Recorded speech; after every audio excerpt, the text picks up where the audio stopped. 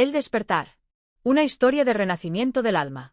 Perdí todo lo que creía que me definía, y fue lo mejor que me pudo pasar. Si estás leyendo estas palabras, quiero que sepas algo desde el fondo de mi corazón: no estás sola. Esta historia nace desde mi propia oscuridad, escrita con cada pedazo de mí que alguna vez se sintió perdido, roto, sin dirección ni sentido. Mi nombre es Elena, y durante años creí que mi valor estaba en lo que hacía, en lo que construía, en cómo me veían los demás. Tenía una consultoría exitosa, clientes que me admiraban, una vida que desde afuera parecía perfecta. Me levantaba cada día sosteniendo esa imagen, alimentando esa identidad que creía que era yo. Hasta que un día, todo se derrumbó. No fue dramático como en las películas. Fue silencioso, como cuando una estructura se agrieta por dentro mucho antes de colapsar. Primero perdí el contrato más importante. Luego, los clientes comenzaron a irse. Las cuentas se vaciaron. Y finalmente, me quedé sola en mi oficina, rodeada del eco de lo que una vez fue mi propósito. Pero lo más devastador no fue perder el negocio. Fue darme cuenta de que no sabía quién era sin él. Esa noche, sentada en el suelo de mi apartamento vacío, lloré como no había llorado en años. No eran lágrimas de autocompasión. Eran lágrimas de reconocimiento. Porque por primera vez en décadas me encontré cara a cara conmigo misma, sin máscaras, sin roles que interpretar, sin nada que sostener excepto mi propia respiración. Y fue ahí, en ese silencio doloroso pero honesto, donde escuché una voz que había estado susurrando durante años, pero que nunca me había detenido a escuchar. Era mi alma, diciéndome suavemente: esto no es el final. Es el comienzo de quien realmente eres. No fue un despertar mágico. Fue crudo, incómodo, devastador. Pero también fue real. Porque en ese dolor entendí que no podía seguir viviendo para sostener lo que ya no era. Que nadie iba a venir a salvarme. Y que el único acto verdadero de amor propio era aprender a sostenerme a mí misma, con compasión, con paciencia, con amor. Lo que no sabía entonces era que estaba a punto de embarcarme en el viaje más importante de mi vida, el camino de regreso a mí misma, a mi esencia, a mi autenticidad. Un viaje que me enseñaría que mi dolor no era una maldición, sino una invitación sagrada a despertar. Esta es mi historia. Pero más importante aún, es una historia que escribo para ti. Para acompañarte, para sostenerte un rato si hace falta, para ayudarte a reencontrarte con esa fuerza interna que crees que has perdido, pero que nunca te ha dejado. Los primeros días después del colapso fueron como caminar en un desierto emocional. Me despertaba sin propósito, sin rutina, sin la armadura de estar ocupada que había usado durante años para evitar enfrentarme a mí misma. Era incómodo. Terriblemente incómodo. Pero había algo en esa incomodidad que me llamaba la atención. Era como si mi alma, después de años de ser silenciada por el ruido de la productividad y las expectativas externas, finalmente tuviera espacio para respirar. Recordé algo que mi abuela solía decir cuando era niña: hijita, a veces Dios nos quita lo que creemos necesitar para darnos lo que realmente necesitamos. En ese momento pensé que eran solo palabras bonitas. Ahora comenzaba a entender su profundidad. Una mañana, mientras el sol se filtraba por mi ventana iluminando las partículas de polvo que flotaban en el aire, algo me impulsó a abrir una Biblia que había permanecido cerrada en mi estante durante años. Mis ojos se posaron en Jeremías 29:11. Porque yo sé muy bien los planes que tengo para ustedes, afirma el Señor, planes de bienestar y no de calamidad, a fin de darles un futuro y una esperanza. Las lágrimas brotaron de nuevo, pero esta vez eran diferentes. No eran lágrimas de pérdida, sino de reconocimiento. Como si mi alma susurrara: esto siempre fue parte del plan. Fue entonces cuando comencé a entender algo fundamental: lo que había perdido no era realmente mío. Era solo una construcción, una identidad prestada que había confundido con mi verdadero ser. Como dice el filósofo estoico Epicteto, no somos dueños de nuestras circunstancias, pero sí de cómo respondemos a ellas. Por primera vez en años, tenía la oportunidad de elegir consciente y deliberadamente quién quería ser, no basándome en lo que había construido, sino en lo que realmente era en mi esencia más profunda. Esa noche, mientras observaba las estrellas desde mi balcón, sentí algo que no había experimentado en décadas, una sensación de estar exactamente donde necesitaba estar. No donde quería estar, sino donde mi alma necesitaba estar para comenzar su verdadero trabajo. El desierto, me di cuenta, no era un castigo. Era una preparación. En los registros acásicos, esa biblioteca cósmica donde se guardan todas las experiencias del alma, mi quiebre no aparecía como una tragedia. Aparecía como un punto de inflexión sagrado, un momento que mi alma había elegido antes de encarnar para recordar su verdadera naturaleza. Claro, yo no sabía esto entonces. Apenas estaba aprendiendo a respirar sin el peso de las expectativas que había cargado durante años. Fue mi tercera semana de nada que hacer cuando decidí caminar. No hacia algún lugar específico, sino simplemente caminar. Mis pies me llevaron a un parque que había pasado cientos de veces en auto, pero al que nunca había prestado atención. Me senté en una banca bajo un árbol centenario, y por primera vez en años, simplemente observé. Las hojas danzando con el viento. Las hormigas construyendo sus caminos. Los pájaros que no parecían preocuparse por el mañana, pero que de alguna manera siempre tenían lo que necesitaban. Observen las aves del cielo, no siembran ni cosechan ni almacenan en graneros, sin embargo, el Padre Celestial las alimenta. ¿No valen ustedes mucho más que ellas? Las palabras de Mateo 6 y 26 resonaron en mi mente como si las hubiera escuchado por primera vez. Allí, bajo ese árbol, comencé a entender algo profundo. Había estado tan ocupada tratando de controlar mi vida que me había olvidado de vivirla. Había confundido el hacer con el ser, la productividad con el propósito, el tener con el ser. Marco Aurelio, el emperador filósofo, escribió en sus meditaciones: muy poco es necesario para hacer una vida feliz, todo está dentro de ti, en tu forma de pensar. Sentada en esa banca, estas palabras cobraron vida. No era que hubiera perdido todo. Era que finalmente estaba encontrando lo que siempre había estado ahí. La capacidad de estar presente, de estar en paz, de simplemente ser. Ese día marcó el comienzo de lo que ahora llamo mi educación del alma. Cada mañana, en lugar de revisar emails o planificar estrategias, comencé a hacer algo revolucionario. Me preguntaba qué necesitaba mi alma ese día. A veces era silencio. A veces era movimiento. A veces era llorar. A veces era reír. Pero siempre, siempre, era honesto. Y lentamente, como la primavera que llega después del invierno más crudo, algo nuevo comenzó a florecer dentro de mí. Lo que floreció no fue lo que esperaba. No era una nueva versión mejorada de quien había sido. Era algo completamente distinto. La persona que siempre había estado ahí, esperando pacientemente debajo de todas las capas de debería ser y tengo que. Una mañana, mientras preparaba mi café con una lentitud que antes me hubiera desesperado, recibí una llamada de mi hermana María. Elena, estoy preocupada por ti. Han pasado 2 meses y sigues, sin hacer nada. ¿No crees que ya es hora de buscar trabajo, de seguir adelante? Sus palabras, dichas con amor pero cargadas de la ansiedad del mundo exterior, me hicieron sonreír. Porque por primera vez en mi vida, yo sabía algo que ella no sabía, no estaba sin hacer nada. Estaba haciendo lo más importante que había hecho jamás. Estaba regresando a casa, a mí misma. María, le dije suavemente, ¿sabes que los terrenos más fértiles son aquellos que han permanecido en barbecho? A veces el alma necesita un descanso profundo para poder dar frutos verdaderos. Después de colgar, abrí mi diario y escribí algo que se convertiría en mi mantra. No estoy perdida. Estoy siendo encontrada. Esa tarde decidí visitar a don Aurelio, un anciano sabio del barrio que tenía una pequeña librería esotérica.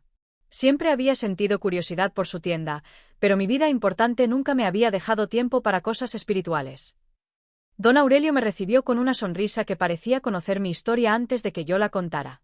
Niña, me dijo mientras servía té de hierbas, las crisis no vienen a destruirnos. Vienen a revelarnos. Tu alma contrató esta experiencia antes de nacer para recordar quién eres realmente. Me explicó algo que cambió mi perspectiva para siempre. En los registros acásicos, nuestras experiencias más dolorosas aparecen como nuestras mayores oportunidades de crecimiento. El alma, decía, no viene aquí a tener una vida fácil. Viene a tener una vida significativa. Pero entonces le pregunté, ¿cómo sé si estoy en el camino correcto? Su respuesta fue simple pero profunda. Cuando dejas de resistirte a lo que es y empiezas a fluir con lo que está llegando, el universo conspira a tu favor. Como dice Lao Tzu, el agua no lucha contra la roca, la abraza hasta que encuentra su camino. Esa noche, bajo un cielo estrellado, entendí algo fundamental. Mi resistencia al cambio había sido mi mayor obstáculo. Durante meses había luchado contra la pérdida, tratando de volver a ser quien era. Pero mi alma tenía otros planes. Quería que me convirtiera en quien estaba destinada a ser. Fluir no significaba resignarme. Significaba algo mucho más poderoso, aceptar lo que era para poder transformar lo que podía ser. Comencé a notar sincronicidades por todas partes. Libros que aparecían exactamente cuando necesitaba leer ciertas palabras. Conversaciones casuales que respondían preguntas que ni siquiera sabía que tenía. Personas que llegaban a mi vida justo en el momento preciso. Una de esas personas fue Clara, una terapeuta holística que conocí en el parque durante una de mis caminatas matutinas. Estaba alimentando a los patos cuando se acercó y, sin preámbulos, me dijo: «Disculpa si esto suena extraño, pero siento que necesitas escuchar algo». Normalmente, esto me habría incomodado. Pero algo en su energía me tranquilizó. «Tu alma está celebrando», me dijo. «Sé que no se siente así desde afuera, pero desde una perspectiva espiritual, has logrado algo extraordinario. Has soltado una identidad que no era tuya para poder abrazar la que sí es». Clara me introdujo a una práctica que cambiaría mi vida, la meditación acásica. Los registros acásicos, me explicó, no son solo información del pasado. Son la sabiduría eterna de tu alma, disponible en cada momento presente. Esa noche, siguiendo su guía, cerré los ojos y por primera vez en mi vida, pedí conscientemente hablar con mi alma. No esperaba respuesta. Pero lo que recibí me dejó sin aliento. Una voz suave pero clara surgió desde adentro. «Hija, has estado corriendo hacia afuera toda tu vida, buscando validación en logros externos. Pero yo siempre he estado aquí, esperando que voltearas hacia adentro. Todo lo que buscabas afuera ya existe dentro de ti. La abundancia, el amor, el propósito, todo está aquí, en este momento, en esta respiración». Lloré como nunca había llorado. No de tristeza, sino de alivio profundo. Era como si hubiera estado cargando un peso invisible durante décadas y finalmente me dieran permiso de soltarlo. Recordé las palabras de Jesús en Lucas 5:21, «El reino de Dios está en medio de ustedes». No en algún lugar lejano, no en algún futuro incierto, sino aquí, ahora, dentro de mí. Los estoicos tenían razón cuando decían que la felicidad no depende de las circunstancias externas. Séneca escribió: «No es el hombre pobre quien tiene poco, sino el que desea más». Yo había sido rica en posesiones pero pobre en presencia. Rica en logros pero pobre en paz. Ahora, sin nada de lo que antes me definía, me sentía más rica que nunca. Con esta nueva riqueza interior vino una responsabilidad que no esperaba, el llamado a compartir lo que estaba descubriendo. Al principio resistí este impulso.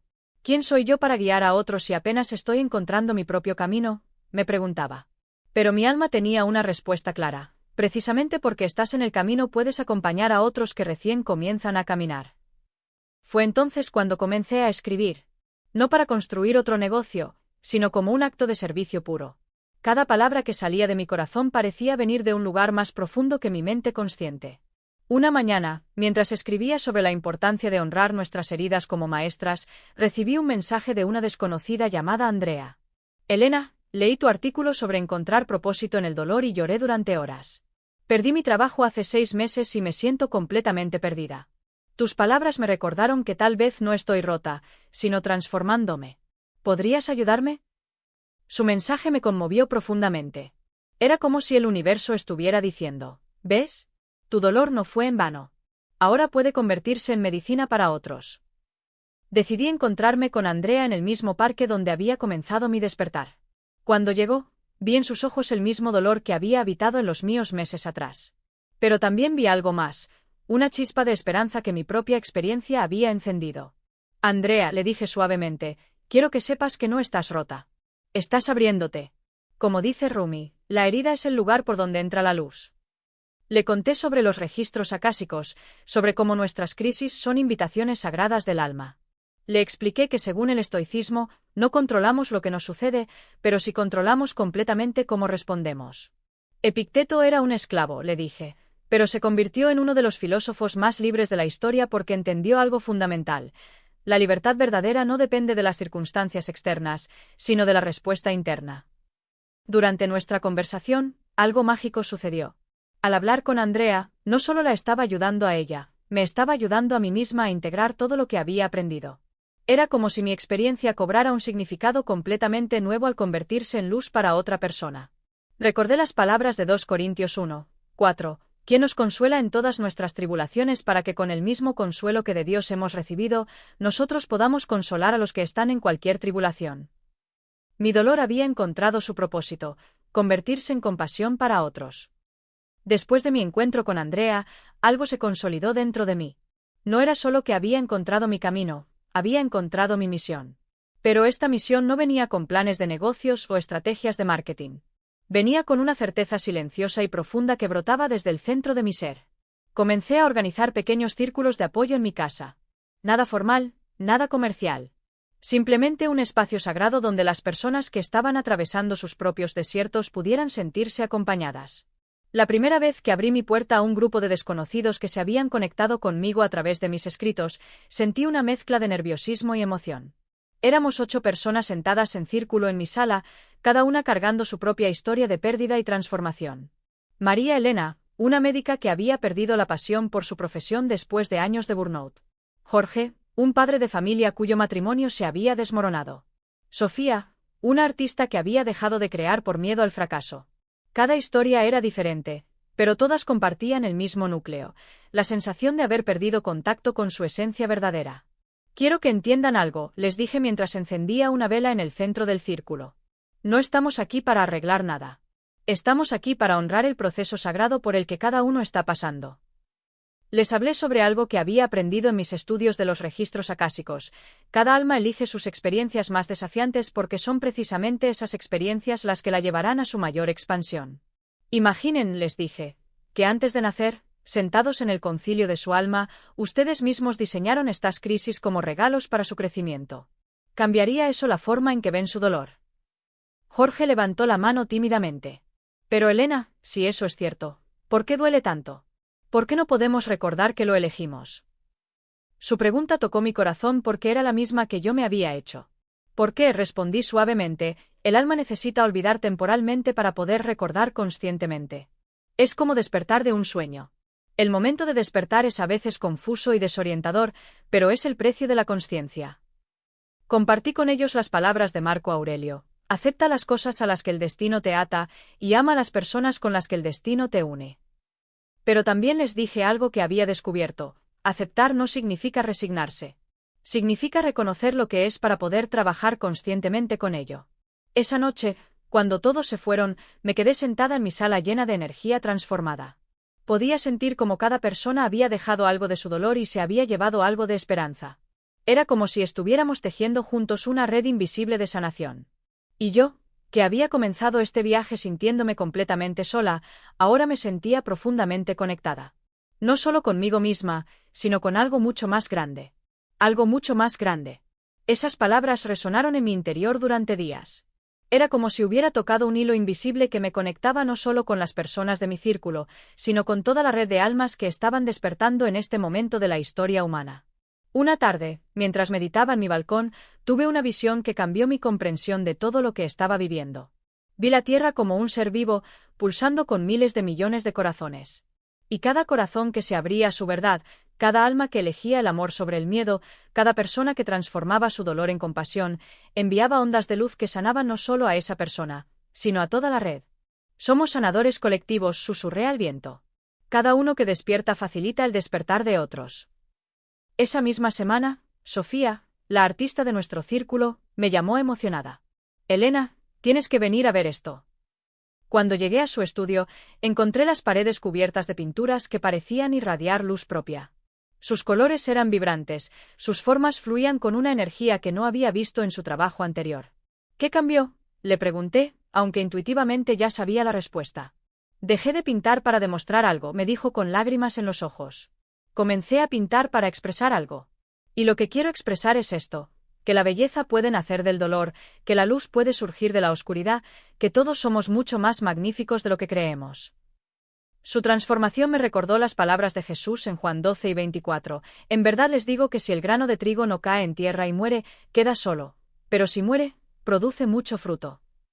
Sofía había permitido que muriera su identidad como artista que necesita aprobación para que naciera su identidad como canal de belleza divina. Esa noche escribí en mi diario: cada persona que se atreve a ser auténtica da permiso a otros para hacer lo mismo. Somos espejos unos de otros, reflejando no lo que somos, sino lo que podemos llegar a ser. Pero la lección más profunda vino de Jorge, el padre que había perdido su matrimonio. En nuestro cuarto encuentro, compartió algo que me conmovió hasta las lágrimas. Elena, durante meses he estado enojado conmigo mismo por fracasar en mi matrimonio. Pero anoche, mientras practicaba la meditación acásica que nos enseñaste, escuché una voz que me decía: no fracasaste. Completaste. Esa relación cumplió su propósito sagrado: enseñarte a amarte a ti mismo lo suficiente como para no aceptar menos de lo que mereces. Y por primera vez en un año, me sentí en paz. Sus palabras resonaron en el grupo como una campana de sabiduría. Séneca había escrito: no es que tengamos poco tiempo, sino que desperdiciamos mucho. Pero Jorge había descubierto algo aún más profundo. No es que hubiera desperdiciado años en un matrimonio fracasado, sino que había invertido conscientemente en su evolución espiritual. El círculo se había convertido en algo más que un grupo de apoyo.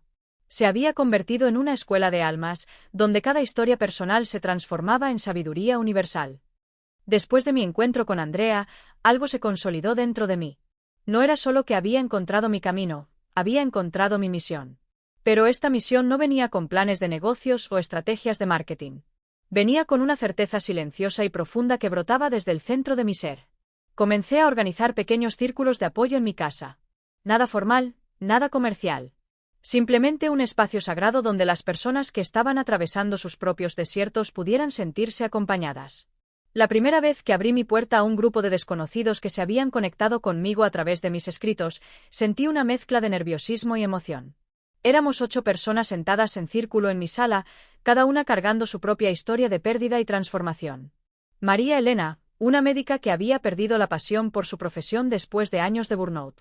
Jorge, un padre de familia cuyo matrimonio se había desmoronado. Sofía, una artista que había dejado de crear por miedo al fracaso. Cada historia era diferente, pero todas compartían el mismo núcleo, la sensación de haber perdido contacto con su esencia verdadera. Quiero que entiendan algo, les dije mientras encendía una vela en el centro del círculo. No estamos aquí para arreglar nada. Estamos aquí para honrar el proceso sagrado por el que cada uno está pasando. Les hablé sobre algo que había aprendido en mis estudios de los registros acásicos. Cada alma elige sus experiencias más desafiantes porque son precisamente esas experiencias las que la llevarán a su mayor expansión. Imaginen, les dije, que antes de nacer, sentados en el concilio de su alma, ustedes mismos diseñaron estas crisis como regalos para su crecimiento. ¿Cambiaría eso la forma en que ven su dolor? Jorge levantó la mano tímidamente. Pero Elena, si eso es cierto, ¿por qué duele tanto? ¿Por qué no podemos recordar que lo elegimos? Su pregunta tocó mi corazón porque era la misma que yo me había hecho. ¿Por qué? Respondí suavemente, el alma necesita olvidar temporalmente para poder recordar conscientemente. Es como despertar de un sueño. El momento de despertar es a veces confuso y desorientador, pero es el precio de la consciencia. Compartí con ellos las palabras de Marco Aurelio: acepta las cosas a las que el destino te ata y ama a las personas con las que el destino te une. Pero también les dije algo que había descubierto: aceptar no significa resignarse. Significa reconocer lo que es para poder trabajar conscientemente con ello. Esa noche, cuando todos se fueron, me quedé sentada en mi sala llena de energía transformada. Podía sentir como cada persona había dejado algo de su dolor y se había llevado algo de esperanza. Era como si estuviéramos tejiendo juntos una red invisible de sanación. Y yo, que había comenzado este viaje sintiéndome completamente sola, ahora me sentía profundamente conectada. No solo conmigo misma, sino con algo mucho más grande. Algo mucho más grande. Esas palabras resonaron en mi interior durante días. Era como si hubiera tocado un hilo invisible que me conectaba no solo con las personas de mi círculo, sino con toda la red de almas que estaban despertando en este momento de la historia humana. Una tarde, mientras meditaba en mi balcón, tuve una visión que cambió mi comprensión de todo lo que estaba viviendo. Vi la Tierra como un ser vivo, pulsando con miles de millones de corazones. Y cada corazón que se abría a su verdad, cada alma que elegía el amor sobre el miedo, cada persona que transformaba su dolor en compasión, enviaba ondas de luz que sanaban no solo a esa persona, sino a toda la red. Somos sanadores colectivos, susurré al viento. Cada uno que despierta facilita el despertar de otros.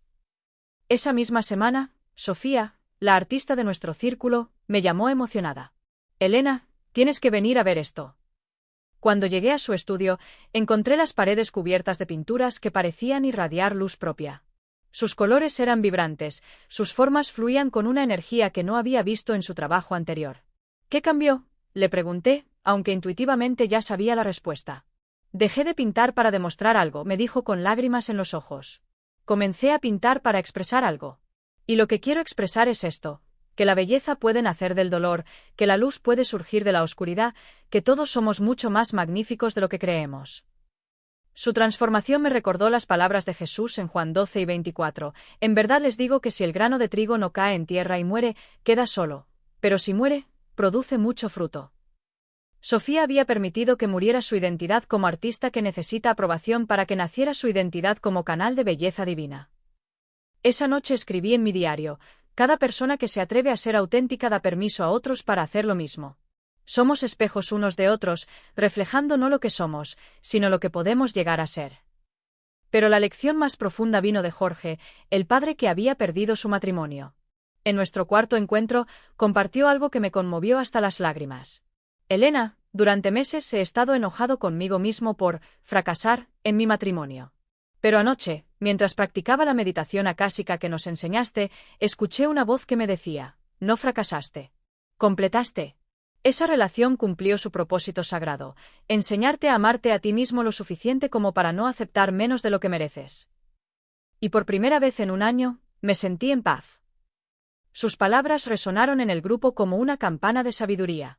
Séneca había escrito: no es que tengamos poco tiempo, sino que desperdiciamos mucho. Pero Jorge había descubierto algo aún más profundo: no es que hubiera desperdiciado años en un matrimonio fracasado, sino que había invertido conscientemente en su evolución espiritual. El círculo se había convertido en algo más que un grupo de apoyo. Se había convertido en una escuela de almas, donde cada historia personal se transformaba en sabiduría universal.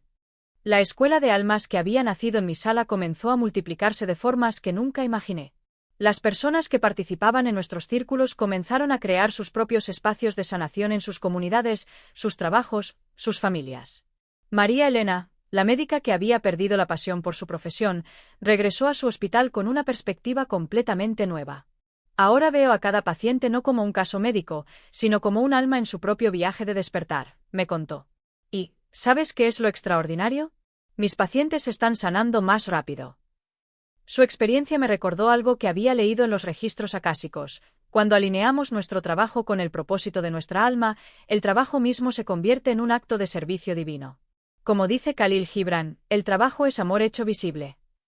Pero fue Andrea, aquella primera persona que me había contactado por mis escritos, quien me trajo la lección más profunda sobre la expansión de la luz. Elena, me dijo una tarde, necesito contarte algo increíble. ¿Recuerdas cómo llegué a ti completamente perdida después de perder mi trabajo? Asentí, recordando perfectamente a aquella mujer quebrada que había conocido en el parque meses atrás. Bueno, ayer me ofrecieron no uno, sino 3 trabajos diferentes. Pero lo más hermoso es que ahora sé cuál elegir. No el que paga más, no el que me da más prestigio, sino el que me permite ser un canal de luz para otros. Andrea había encontrado trabajo en una fundación que ayuda a mujeres en situación de violencia doméstica. Es como si todo mi dolor pasado hubiera sido una preparación para poder sostener el dolor de estas mujeres con compasión pura, me dijo con los ojos brillando. Esa noche reflexioné sobre algo que estaba viendo una y otra vez. Cuando las personas se alinean con su propósito del alma, el universo reorganiza toda la realidad para apoyar esa misión. No es magia, es la ley natural del amor en acción. Recordé las palabras de Romanos 8 y 28, y sabemos que a los que aman a Dios, todas las cosas les ayudan a bien. Pero ahora entendía que amar a Dios no era solo una declaración religiosa. Era vivir alineado con la verdad más profunda de quiénes somos, seres de luz temporalmente encarnados para servir al despertar colectivo. Los estoicos también habían entendido esto. Marco Aurelio escribió: lo que no beneficia a la colmena no puede beneficiar a la abeja. Cuando servimos al bien común desde nuestra autenticidad más profunda, automáticamente encontramos nuestro propio bien. Esa semana decidí dar un paso que me aterrorizaba: escribir un libro. No para volverme famosa o ganar dinero, sino porque sentía que las experiencias y sabiduría que habíamos descubierto juntos necesitaban llegar a más almas que estuvieran buscando su camino de regreso a casa. Mientras me sentaba frente a la página en blanco, mi alma susurró: no escribas desde tu mente. Escribe desde el amor. Que cada palabra sea una mano extendida hacia alguien que está en la oscuridad, recordándole que la luz siempre ha estado dentro. Escribir desde el alma resultó ser completamente diferente a escribir desde la mente. Las palabras fluían como un río que había encontrado su cauce natural. Había días en que me sentaba por la mañana y cuando levantaba la vista, el sol ya se estaba poniendo y tenía páginas llenas de sabiduría que parecía venir de un lugar más profundo que mi experiencia consciente. Era como si estuviera siendo utilizada como un canal para algo mucho más grande que yo misma. Una mañana, mientras escribía sobre la importancia de honrar nuestras heridas como maestras sagradas, el teléfono sonó. Era mi hermana María, la misma que meses atrás me había presionado para seguir adelante y buscar trabajo. Elena, su voz sonaba diferente, más suave, casi vulnerable. Necesito pedirte perdón. Me sorprendí. ¿Perdón por qué, hermana? Por no entender. Por juzgar tu proceso. Porque creo que estoy pasando por lo mismo que tú pasaste. Mi corazón se llenó de compasión. María había sido despedida de su trabajo corporativo después de 15 años. La empresa había sido vendida y ella, a los 45 años, se encontraba cuestionando todo en lo que había basado su identidad. Me siento perdida, Elena. Como si no supiera quién soy sin mi título, sin mi oficina, sin mis reuniones. Y me acordé de todo lo que me dijiste meses atrás sobre el barbecho del alma. Creo que necesito aprender a estar conmigo misma. Esa conversación me confirmó algo que había comenzado a sospechar. El despertar no es un evento aislado. Es una onda expansiva que toca a todas las almas que están listas, incluso cuando no lo saben conscientemente. Los registros acásicos hablan de contratos del alma, acuerdos que hacemos antes de encarnar no solo para nuestro propio crecimiento, sino para apoyar el crecimiento de otros. Mi crisis había sido el catalizador no solo para mi despertar, sino para crear las condiciones que permitirían el despertar de María, de Andrea, de Jorge, de Sofía, y de tantos otros. Como escribió Pablo en 1 Corintios 12 y 26, si un miembro sufre, todos los miembros se duelen con él, y si un miembro recibe honra, todos los miembros con él se gozan. Somos un cuerpo místico, interconectado de formas que apenas comenzamos a comprender. Esa tarde, mientras María y yo caminábamos por el mismo parque donde había comenzado mi propio despertar, le compartí algo que había aprendido de los estoicos. El obstáculo es el camino, había escrito Marco Aurelio. Pero yo había descubierto algo aún más profundo. El obstáculo no solo es el camino, sino la puerta hacia quienes estamos destinados a ser. María, le dije mientras nos sentábamos en la misma banca donde yo había llorado mis primeras lágrimas de liberación, tu alma no cometió un error. Te está llamando hacia algo más grande. Algo que solo pueden hacer cuando sueltes lo que ya no eres para abrazar lo que siempre has sido. Sus ojos se llenaron de lágrimas, pero por primera vez en meses, eran lágrimas de esperanza. ¿Cómo sé que voy a estar bien?, me preguntó. Mi respuesta vino directamente del alma, porque el mismo amor que me sostuvo a mí, te va a sostener a ti. Porque no estás sola en esto. Y porque tu alma ya sabe el camino, solo necesita que confíes lo suficiente para seguirla. 6 meses después de nuestra conversación en el parque, María se había convertido en una de las facilitadoras más naturales de nuestros círculos de almas. Su experiencia corporativa, combinada con su nuevo despertar espiritual, creaba un puente perfecto para profesionales que estaban cuestionando el sentido de sus carreras. Es curioso, me dijo una tarde mientras preparábamos el espacio para un nuevo círculo, durante años creí que mi valor estaba en qué tan eficiente era, qué tan productiva, qué tan indispensable me hacía para la empresa. Ahora entiendo que mi valor real está en qué tan presente puedo estar con otro ser humano que está sufriendo. Sus palabras resonaron profundamente conmigo. Había descubierto lo que los místicos de todas las tradiciones han sabido siempre, que el servicio genuino al prójimo es el camino más directo hacia la realización del alma. Ese día, nuestro círculo incluía a 10 personas, entre ellas un ejecutivo de banca que había tenido un ataque de pánico en plena reunión directiva, una maestra que había perdido la pasión por enseñar, y una joven madre que se sentía perdida en su nueva identidad maternal. Mientras escuchaba sus historias, me di cuenta de algo extraordinario. Cada persona que llegaba a nosotros estaba viviendo alguna versión de la misma crisis fundamental, la pérdida de una identidad externa que les revelaba la oportunidad de conectar con su identidad eterna. Quiero compartir algo con ustedes, les dije esa tarde. En los registros acásicos, estas crisis que están viviendo no aparecen como castigos o tragedias. Aparecen como graduaciones. Sus almas están diciendo, ya aprendiste todo lo que necesitabas aprender de esa identidad. Es hora de recordar quién eres realmente. El ejecutivo, un hombre de unos 50 años llamado Roberto, levantó la mano. Elena, eso suena hermoso en teoría, pero yo tengo una familia que mantener, una hipoteca que pagar. No puedo simplemente recordar quién soy, si eso significa perder mi sustento. Su pregunta era tan válida, tan humana, tan real. Era la misma pregunta que yo me había hecho al principio de mi propio proceso. Roberto, le respondí con toda la compasión de mi corazón, recordar quién eres no significa abandonar tus responsabilidades. Significa cumplirlas desde un lugar auténtico en lugar de desde el miedo. Significa confiar en que cuando te alineas con tu verdad, El universo reorganiza las circunstancias para apoyarte. Le conté sobre Andrea, sobre cómo había encontrado no uno sino 3 trabajos cuando se alineó con su propósito. Le hablé sobre María Elena, cuya práctica médica había florecido cuando comenzó a ver a sus pacientes como almas en lugar de casos clínicos. Pero esto no es pensamiento mágico, aclaré. Es un principio espiritual que requiere fe y acción. Como dice Santiago 2:17, la fe sin obras es muerta. Necesitas tomar acciones concretas, pero desde un lugar de alineación con tu alma, no desde el pánico. Roberto asintió lentamente. ¿Y cómo sé cuál es mi verdad?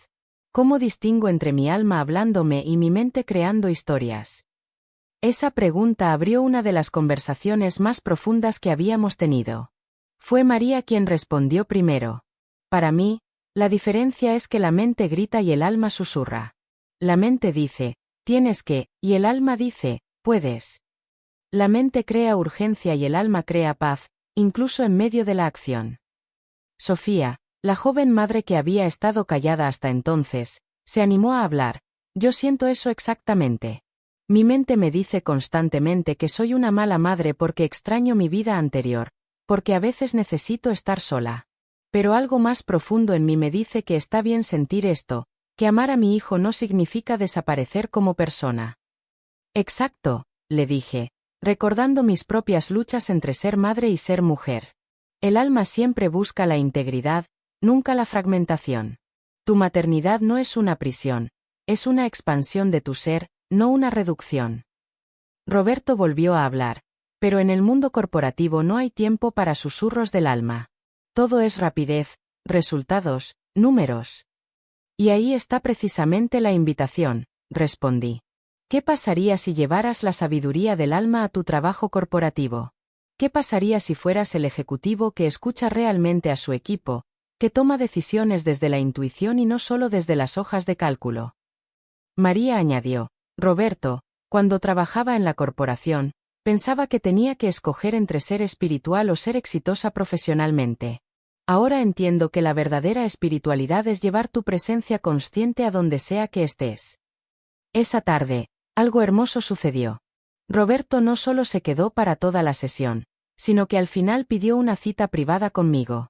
La maestra, Clara, intercambió números con Sofía para crear un grupo de apoyo para madres profesionales. El círculo se estaba expandiendo orgánicamente. Cuando todos se fueron, María y yo nos quedamos recogiendo los cojines y las mantas que habíamos dispuesto en círculo. Elena, me dijo mientras doblaba las mantas, ¿te das cuenta de lo que está pasando aquí? ¿Qué quieres decir? Estamos siendo testigos del nacimiento de una nueva forma de comunidad. No es iglesia, no es terapia, no es coaching. Es algo completamente nuevo. Es como si el mundo estuviera pidiendo espacios donde las personas puedan ser vulnerables y sagradas al mismo tiempo. Sus palabras me impactaron. Tenía razón.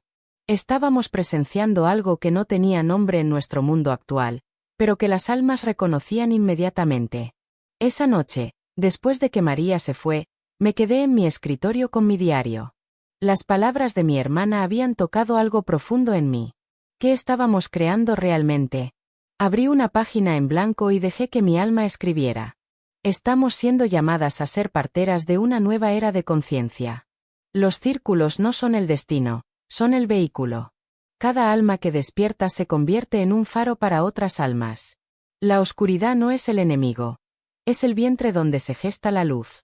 El mundo está pasando por su propia noche oscura del alma. Las viejas estructuras se están desmoronando porque ya no sirven al despertar colectivo de la humanidad. Cada crisis individual es parte de una transformación planetaria más grande. Dejé la pluma y me quedé contemplando esas palabras. Era como si hubiera estado escribiendo desde un lugar que conocía verdades que mi mente consciente apenas comenzaba a vislumbrar. Al día siguiente, recibí una llamada que confirmaría esta percepción. Era Andrea, mi querida amiga que había sido mi primera compañera en este viaje de despertar. Elena, tengo noticias increíbles. ¿Recuerdas cuando hablábamos sobre crear algo más grande que nuestros círculos individuales? Por supuesto. ¿Qué pasó? Una fundación internacional me contactó. Han estado observando el trabajo que estamos haciendo y quieren financiar un proyecto piloto. Quieren que creemos un modelo replicable de círculos de despertar que se pueda implementar en diferentes ciudades. Mi corazón dio un vuelco. ¿En serio?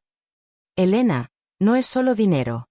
Es reconocimiento de que lo que estamos haciendo responde a una necesidad real. Quieren documentar nuestra metodología, entrenar facilitadores, crear una red de apoyo. Después de colgar, me senté en silencio por un largo rato. Era como si el universo estuviera diciéndome, ¿ves? Cuando sigues la voz de tu alma, el camino se abre. Pero junto con la emoción, surgió también el miedo. ¿Estaba lista para esto? ¿Qué pasaría si formalizábamos algo que había nacido tan orgánicamente? Esa tarde llamé a María para contarle sobre la propuesta de la fundación. Su respuesta me sorprendió. Elena, ¿recuerdas lo que sentías antes de empezar los círculos? El miedo a no ser suficiente, a no saber lo que hacías. Por supuesto. Me aterraba la idea de guiar a otros cuando yo misma me sentía perdida. ¿Y qué pasó cuando decidiste hacerlo a pesar del miedo? Que descubrí que no necesitaba tener todas las respuestas. Solo necesitaba estar presente y dejar que el amor guiara. Exacto. Esto es lo mismo, pero a mayor escala. Tu alma te está preparando para un servicio más amplio. María tenía razón, pero necesitaba más claridad. Esa noche decidí hacer algo que no había hecho en meses, buscar respuestas en los registros acásicos sobre mi propio camino. La experiencia fue diferente a todas las anteriores. En lugar de recibir información sobre otros, me encontré en un espacio de luz dorada donde una presencia amorosa me mostró imágenes. Vi círculos de luz expandiéndose por todo el planeta. Vi personas de diferentes culturas, idiomas y tradiciones reuniéndose en círculos sagrados. Vi a la humanidad recordando su verdadera naturaleza, no separada, sino una. Tu trabajo personal de sanación fue la preparación. Escuché una voz que no era mía pero que se sentía más mía que mis propios pensamientos. Ahora comienza tu trabajo planetario. Cada alma sanada contribuye a la sanación colectiva. ¿Pero cómo sé que estoy lista?, pregunté. Nadie está nunca completamente listo para servir al plan divino. La disposición es todo lo que se requiere. Y tu disposición ya ha sido probada. Cuando salí de esa sesión, tenía lágrimas en los ojos pero una certeza cristalina en el corazón. Al día siguiente llamaría a Andrea para decirle que sí. La reunión con los representantes de la fundación se llevó a cabo 3 semanas después en un elegante hotel del centro de la ciudad. Andrea y yo llegamos temprano, nerviosas pero decididas. ¿Estás lista para esto?, me preguntó Andrea mientras esperábamos en el lobby. Nunca me he sentido menos lista y más preparada al mismo tiempo, le respondí, y ambas reímos. Los representantes resultaron ser 2 mujeres extraordinarias, Sara, una psicóloga organizacional de Estados Unidos, y Carmen, una antropóloga española que había estudiado círculos de sanación en diferentes culturas indígenas. Lo que más nos llamó la atención de su trabajo, comenzó Sara, es que han logrado algo que la psicología tradicional a menudo no alcanza: crear transformación duradera en un contexto comunitario. Carmen añadió: hemos observado que sus círculos integran sabiduría ancestral con necesidades contemporáneas. Es exactly lo que el mundo necesita ahora. Durante las siguientes 2 horas, les contamos nuestra historia. No la versión editada que habríamos presentado en el mundo corporativo, sino la verdad completa: mi crisis, los registros acásicos, los despertares en cadena, la guía que parecía venir de algo más grande que nosotras. Para mi sorpresa, no solo no se intimidaron, sino que se emocionaron más. ¿Saben qué es lo que más nos gusta de su enfoque?, preguntó Sara. Que no pretenden tener un método infalible. Reconocen que cada alma tiene su propio proceso único. Carmen asintió. Hemos visto muchos programas que tratan de aplicar la misma fórmula a todos. Ustedes entienden que la sanación verdadera es tan individual como la huella dactilar. Al final de la reunión, teníamos no solo el financiamiento, sino algo aún más valioso: un equipo de personas que comprendían la visión. Hay una condición, dijo Sara antes de despedirnos. Queremos que documenten no solo la metodología, sino también su propio proceso de transformación. El mundo necesita escuchar estas historias. Y así fue como, sin planearlo, comencé a escribir este libro.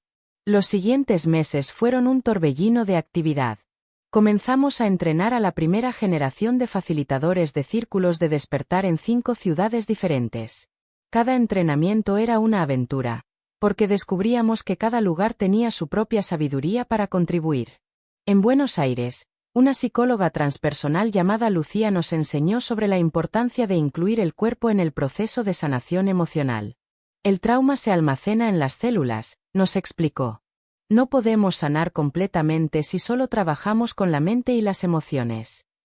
En Medellín, un trabajador social llamado Carlos nos mostró cómo adaptar los círculos para poblaciones que habían vivido violencia extrema.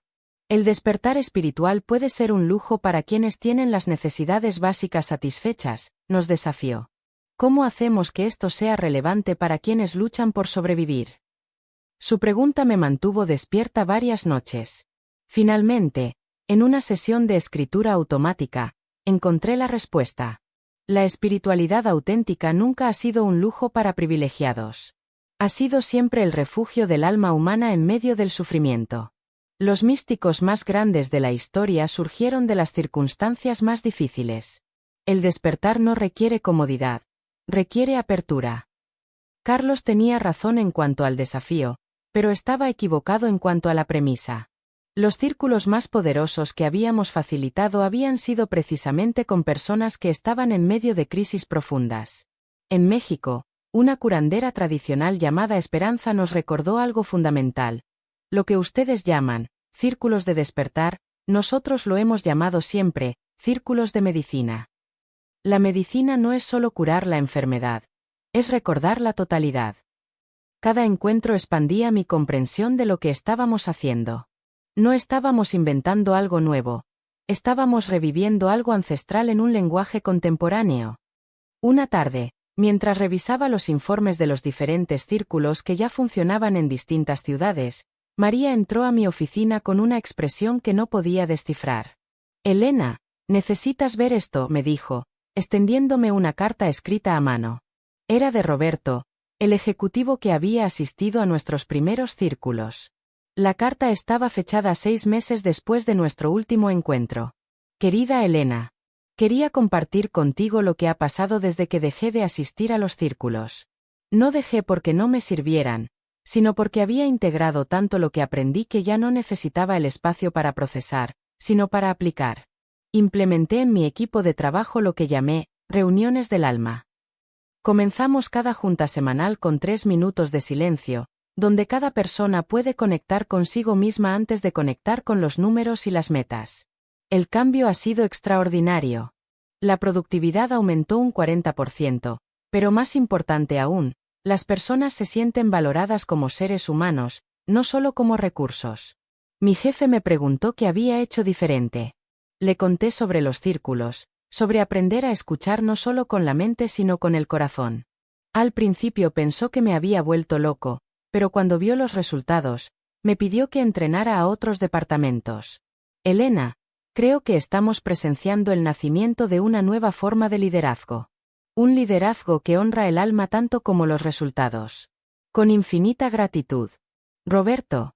Pedé, mi esposa dice que soy un hombre completamente diferente. Dice que por primera vez en 20 años de matrimonio, siente que está casada con una persona real, no con un rol. Cuando terminé de leer, tenía lágrimas en los ojos. María también estaba emocionada. ¿Te das cuenta de lo que esto significa?, me preguntó. Roberto está llevando el despertar a espacios donde nunca imaginamos que llegaría. El mundo corporativo se está transformando desde adentro. Esa noche llamé a Roberto para agradecerle por la carta. Su voz sonaba diferente, más calmada, más centrada. Elena, quería preguntarte algo. ¿Has considerado crear círculos específicamente para líderes empresariales? Conozco a muchos ejecutivos que están hartos de la superficialidad del mundo corporativo pero no saben cómo cambiarlo. Su sugerencia plantó una semilla que germinaría en los meses siguientes. El primer círculo de liderazgo consciente se llevó a cabo en un retreat center en las montañas, lejos del ruido de la ciudad. Asistieron 12 ejecutivos y empresarios de diferentes industrias, todos unidos por la misma inquietud. Sabían que había una manera más humana de hacer negocios, pero no sabían cómo implementarla sin comprometer los resultados. La primera sesión fue desafiante. Estos líderes estaban acostumbrados a controlar, a tener respuestas, a proyectar confianza absoluta. Pedirles que fueran vulnerables era como pedirles que hablaran un idioma extranjero. No entiendo qué tiene que ver mi infancia con mi capacidad de liderar una empresa, dijo bruscamente Patricia, CEO de una multinacional textil. Patricia, le respondí con suavidad. Tu infancia tiene todo que ver con cómo lideras porque es donde aprendiste tus patrones de relación con el poder, con el control, con la confianza. Eso es psicología barata, replicó. Yo no vine aquí para terapia. Hubo un silencio incómodo en el círculo.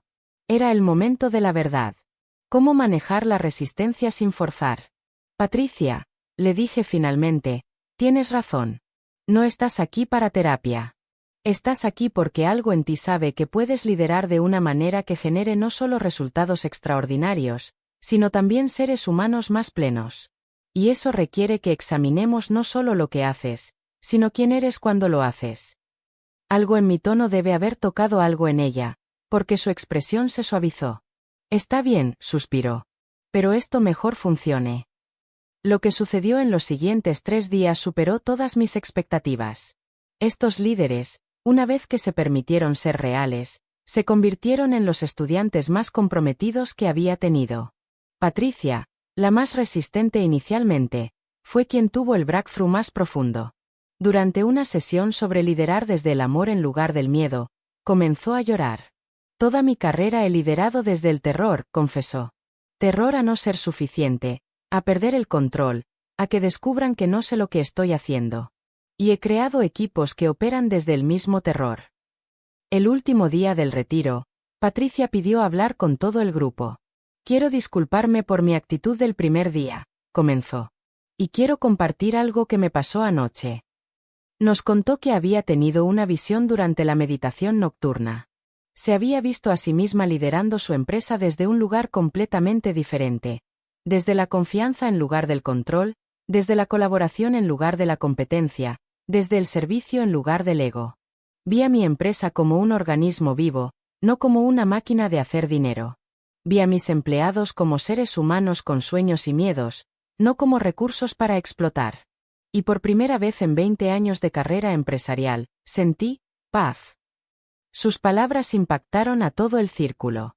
Uno por uno, los otros líderes comenzaron a compartir sus propias visiones de liderazgo transformado. Miguel, dueño de una cadena de restaurantes, habló sobre crear espacios de trabajo donde las personas se sintieran nutridas no solo económicamente, sino emocionalmente. Alejandra, directora de una ONG educativa, compartió su visión de escuelas que desarrollaran no solo la mente de los niños, sino también su corazón y su espíritu. Carlos, fundador de una startup tecnológica, habló sobre crear tecnología que sirviera al despertar de la conciencia humana, no solo al entretenimiento o al consumo. Cuando el retiro terminó, tenía claro que algo monumental había sucedido. No solo habíamos creado mejores líderes, habíamos plantado semillas para una transformación del mundo empresarial desde sus cimientos. 6 meses después, Patricia me envió un vídeo. Era el discurso que había dado en una conferencia internacional de CEOs. El título de su presentación era, El liderazgo del alma, cómo generar resultados extraordinarios honrando la humanidad de tu equipo. En el vídeo, Patricia compartía con cientos de líderes empresariales cómo había transformado su empresa aplicando principios espirituales a la gestión. Los resultados hablaban por sí solos: productividad aumentada, rotación de personal reducida en un 70%, y por primera vez en la historia de la empresa, aparecieron en la lista de mejores lugares para trabajar. Pero lo que más me impactó fue su conclusión: el mundo empresarial está hambriento de alma. Nuestros empleados, nuestros clientes, nuestros stakeholders, todos están cansados de la deshumanización del capitalismo salvaje. Quien logre integrar la sabiduría del corazón con la eficiencia de la mente no solo va a tener éxito, va a liderar la transformación que el mundo necesita. Mientras escribo estas líneas finales, han pasado 3 años desde aquella mañana en que mi mundo se desmoronó en la oficina. 3 años que se sienten como una vida entera. Los círculos de despertar ahora operan en 18 ciudades de Latinoamérica. Hemos entrenado a más de 100 facilitadores. Miles de personas han pasado por los círculos, y cada una ha llevado su despertar a su familia, su trabajo, su comunidad. Pero los números no cuentan la historia real. La historia real está en María, que pasó de ser una ejecutiva desempleada a ser una de las facilitadoras más poderosas que conozco. Está en Roberto, que transformó su empresa desde adentro. Está en Patricia, que se convirtió en una voz para el liderazgo consciente a nivel internacional. La historia real está en cada alma que ha recordado su verdadera naturaleza, en cada corazón que se ha abierto, en cada mente que ha elegido el amor por encima del miedo. Pero quizás la historia más importante está en ti, que has llegado hasta aquí en la lectura de este libro. Porque si estas palabras resonaron en tu corazón, es porque tu alma también está lista para despertar. Es porque tú también eres parte de esta transformación planetaria que está sucediendo ahora mismo. El despertar no es un destino, es un proceso. No es algo que logras, es algo que eliges momento a momento. No es una experiencia extraordinaria reservada para unos pocos, es el derecho de nacimiento de todo ser humano. Tu crisis, tu dolor, tu confusión, tu búsqueda, nada de eso es un error. Todo es sagrado. Todo es parte del plan perfecto de tu alma para recordar quién eres realmente. Y quién eres realmente es mucho más hermoso, poderoso y luminoso de lo que tu mente puede imaginar. El mundo necesita tu despertar. No cuando estés listo, no cuando tengas todo resuelto, no cuando sepas cómo. Ahora. Porque el despertar de la humanidad sucede una alma a la vez. Y la próxima alma que despierte, podría ser tú. Con infinito amor y gratitud por este viaje que compartimos. Elena. Fin.